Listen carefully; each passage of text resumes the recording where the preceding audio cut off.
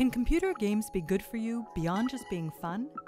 That's the idea behind MindHabits, games and applications, based on a decade of research at McGill University by psychology professor Mark Baldwin.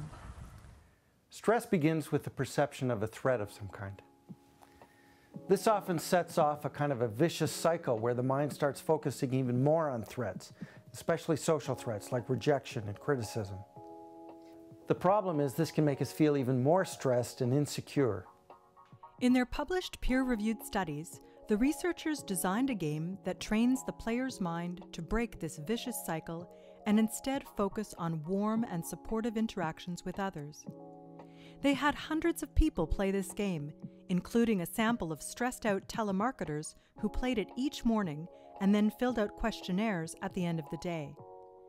After using the game, players no longer had the split-second mental habit of focusing on social threats. They felt more self-confident and were more productive at work, and even showed 17% less stress hormones in their body.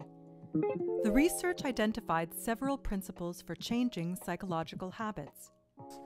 Activation is a question of keeping certain things in the back of our minds so that we're more likely to notice positive aspects of our daily experiences. Association is basically about mental triggers. So if we repeatedly pair a person's name with images of warm, smiling acceptance, this tends to boost the person's self-esteem and actually makes them less reactive to insults and rejections. Inhibition is about training the mind to pay less attention to social threats like rejections and criticisms, and more attention to the warm, supportive feedback that may be available from others.